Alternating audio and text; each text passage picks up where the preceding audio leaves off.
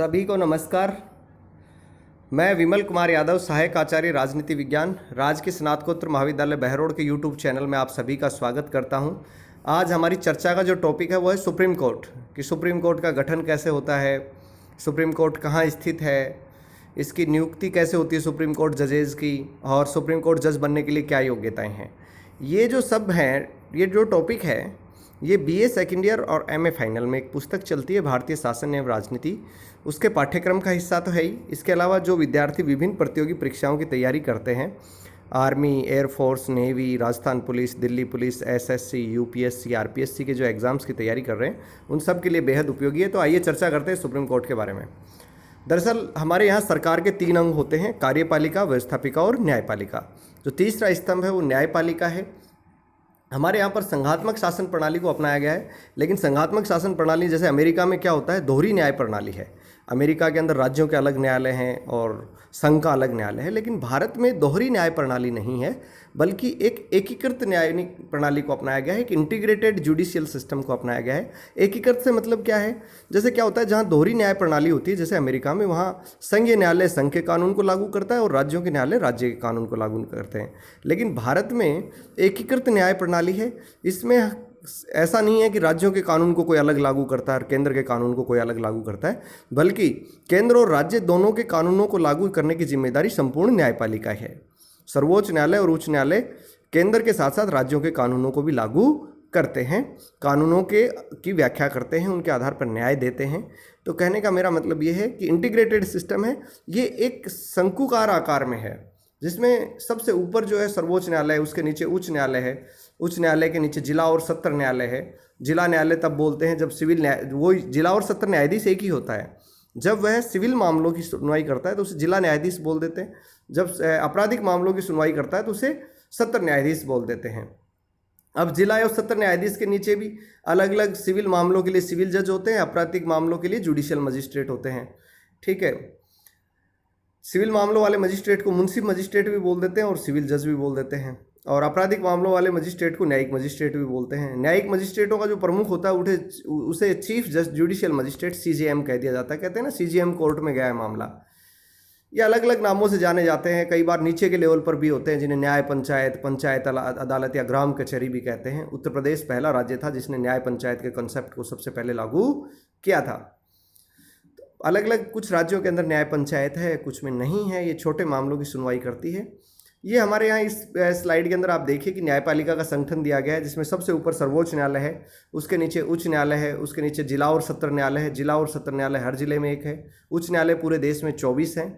ये क्वेश्चन कई बार कॉम्पिटिशन में आ चुका है कि देश में उच्च न्यायालयों की संख्या कितनी है, 24 है। सर्वोच्च न्यायालय देश में एक ही है। जिला और सत्र न्यायालय हर जिले में एक होते हैं। मुंसिफ न्यायालय हर जिले में अनेक होते हैं। न्याय पंचायत गांव के स्तर पर पाई जाती है, सबसे नीचे की इकाई होती है। अब बात करते हैं सर्वोच्च न्यायालय की। सर्वोच्च न्यायालय का जो वर्णन है वो संविधान के भाग अनुच्छेद और 124 से 147 तक है, और भाग 5 है। अनुच्छेद 124 में बताया गया है कि सर्वोच्च न्यायालय की स्थापना कैसे होगी, गठन कैसे होगा।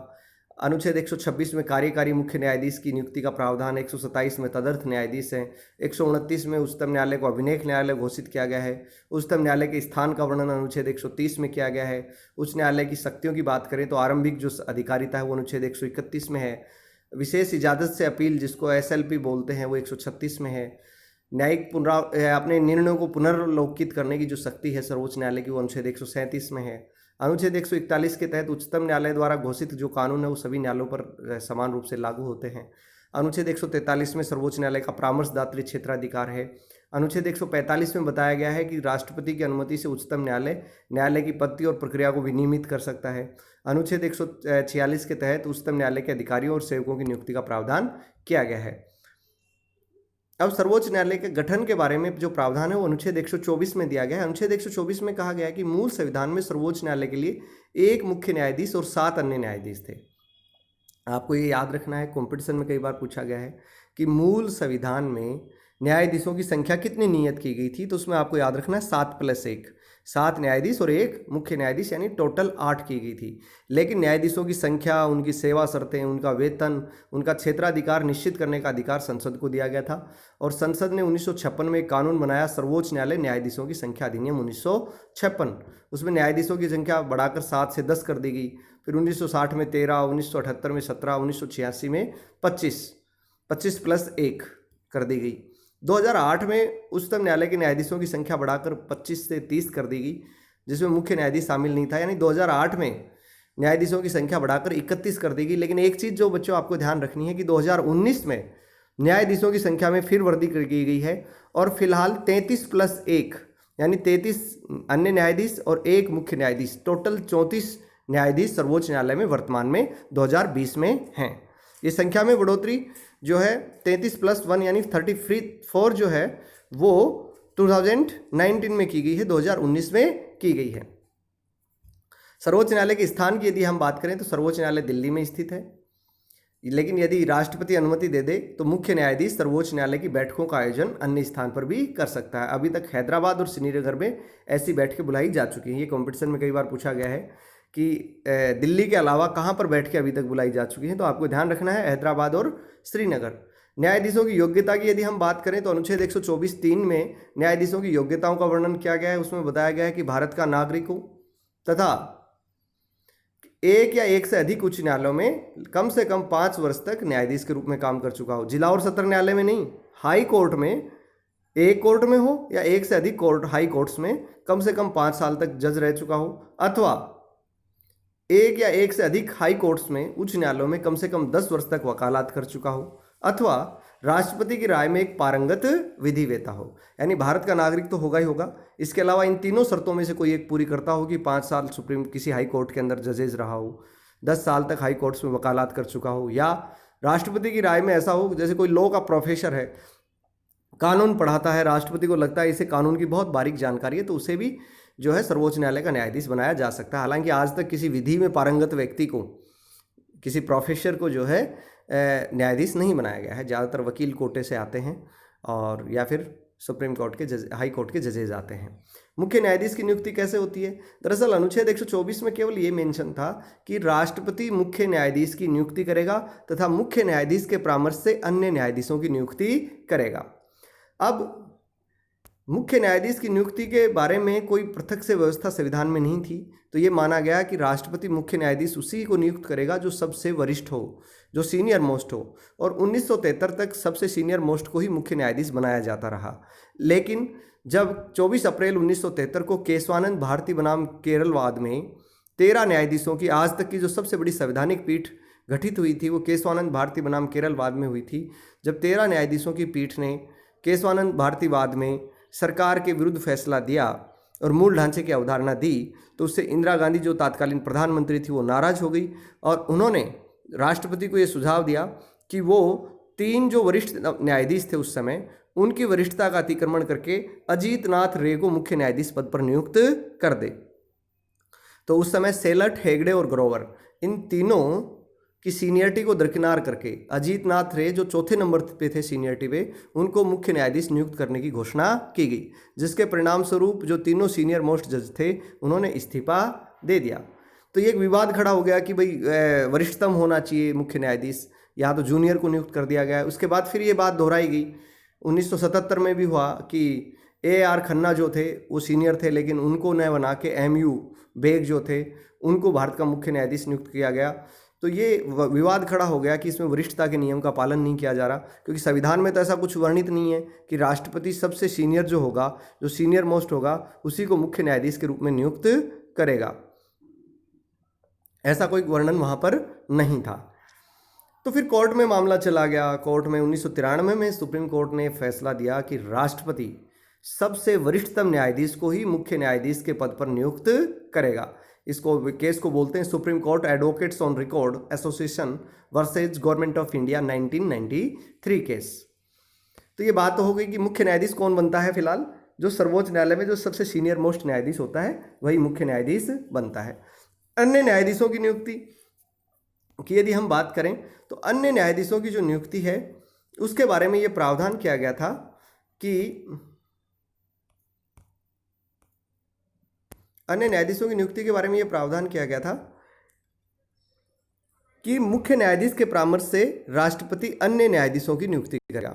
अब बात ये आई, क्या राष्ट्रपति मुख्य न्यायाधीश का परामर्श मानने के लिए बाध्य है अन्य न्यायाधीशों की नियुक्ति में? तो जो केजी गुप्ता वाला मामला था 1983 में, जिसको फर्स्ट जजेस कहा जाता है, उसमें कहा गया कि मुख्य न्यायाधीश का परामर्श राष्ट्रपति मानने के लिए अन्य न्यायाधीशों की नियुक्ति में, यानी सरकार अपनी चला सकती है। लेकिन 1993 में जो फर्स्ट जजेज केस था, उसमें कहा गया कि राष्ट्रपति मुख्य न्यायाधीश के परामर्श से ही अन्य न्यायाधीशों की नियुक्ति करेगा। यानी राष्ट्रपति अपनी मनमर्जी से किसी को अन्य न्यायाधीश नहीं नियुक्त कर सकता सुप्रीम कोर्ट में, मुख्य न्यायाधीश के परामर्श से ही करेगा। लेकिन मुख्य न्यायाधीश वह परामर्श 2 सीनियर मोस्ट जजेज से, सुप्रीम कोर्ट के 2 वरिष्ठतम जजों से परामर्श करके देगा, यानी 2 का कोलिजियम निर्धारित किया गया। 1998 में जो थर्ड जजेज केस कहा जाता है, उसमें यह मामला आया कि क्या राष्ट्रपति मुख्य न्यायाधीश के ऐसे परामर्श को मानने के लिए बाध्य है जो उसने बिना 2 वरिष्ठतम न्यायाधीशों से परामर्श किए दिया हो। तो 1998 में कहा गया कि मुख्य न्यायाधीश का परामर्श अकेले का नहीं माना जाएगा, बल्कि सुप्रीम कोर्ट के 4 सीनियर मोस्ट जजों का कोलिजियम होगा। उन 4 वरिष्ठतम न्यायाधीशों के परामर्श के आधार पर ही मुख्य न्यायाधीश किसी नियुक्ति की राष्ट्रपति को अनुशंसा करेगा। यानी मुख्य न्यायाधीश का परामर्श अकेले का नहीं है, उसे 4 वरिष्ठतम न्यायाधीशों से परामर्श करना होगा। अगर कोई भी 2 न्यायाधीश उसमें असहमत हो तो उसके नाम की अनुशंसा वह राष्ट्रपति को नहीं करेगा। राष्ट्रपति उन्हीं की अनुशंसा करेगा जिन्हें कोलेजियम भेजे। राष्ट्रपति एक बार पुनर्विचार के लिए लौटा सकता है, लेकिन कोलेजियम पुनः अपनी राय ये देता है कि इन्हें जजेज नियुक्त किया जाए, तो राष्ट्रपति को उनकी बात माननी होगी। ये अन्य न्यायाधीशों की नियुक्ति प्रक्रिया होगी। तदर्थ न्यायाधीशों की नियुक्ति की बात करें तो उच्चतम न्यायालय में तदर्थ न्यायाधीशों की नियुक्ति अनुच्छेद 127 के तहत की जाती है। सुप्रीम कोर्ट का मुख्य न्यायाधीश राष्ट्रपति की पूर्व अनुमति लेकर किसी उच्च न्यायालय के न्यायाधीश को, जो उच्चतम न्यायालय का न्यायाधीश बनने की योग्यता रखता हो, तदर्थ न्यायाधीश नियुक्त कर सकता है। तदर्थ न्यायाधीश कब नियुक्त किए जाते हैं? जब सुप्रीम कोर्ट का सेशन आयोजित करने या चालू रखने के लिए कोरम नहीं हो और कार्यभार अधिक हो गया हो, न्यायाधीशों की आवश्यकता हो। ये जो प्रावधान है एडहोक जस्टिस का, ये फ्रांस के संविधान से लिया गया है। ये कई बार आईएएस में भी 2000 में क्वेश्चन आया हुआ, यूपीएससी में भी आया हुआ, कई बार एग्जाम में पूछा जाता है कि सुप्रीम कोर्ट में तदर्थ न्यायाधीशों की नियुक्ति कौन से अनुच्छेद के तहत होती है? 127 के तहत। कौन करता है? सर्वोच्च न्यायालय का मुख्य न्यायाधीश। किसकी पूर्व अनुमति से? राष्ट्रपति की पूर्व अनुमति से करता है। किन को नियुक्त करता है? उच्च न्यायालय के न्यायाधीशों को। कौन से उच्च न्यायालय के न्यायाधीश? जो सुप्रीम कोर्ट का जज बनने की योग्यता रखते हो। जब कोई तदर्थ न्यायाधीश इस पद पर कार्य कर रहा होता है तो उस समय उसे वेतन, भत्ते, अधिकार और शक्तियां वो मिलती हैं जो सुप्रीम कोर्ट के न्यायाधीशों को मिलती हैं। तो आज हमने बात की तदर्थ न्यायाधीशों के बारे में, मुख्य न्यायाधीश की नियुक्ति के बारे में, अन्य न्यायाधीशों की नियुक्ति के बारे में, योग्यताओं के बारे में, गठन के बारे में। तो ये सारी चर्चाएं आज हमने इस वीडियोस में की हैं। उम्मीद है ये वीडियो आपको पसंद आएगा। इसके अलावा मैं आपको एक चीज़ और बता दूं कि कार्यकारी मुख्य न्यायाधीश भी नियुक्त किया जा सकता है। अगर मुख्य न्यायाधीश अनुपस्थित हो, काम करने में असमर्थ हो, उसका स्थान रिक्त हो, तो कार्यकारी मुख्य न्यायाधीश नियुक्त किया जा सकता है। इसके अलावा जो सेवानिवृत्त न्यायाधीश है, अगर कार्यभार अधिक हो जाए तो रिटायर्ड सुप्रीम कोर्ट के जजों की सेवाएं भी ली जा सकती हैं। आप सभी का बहुत बहुत धन्यवाद, बहुत बहुत आभार।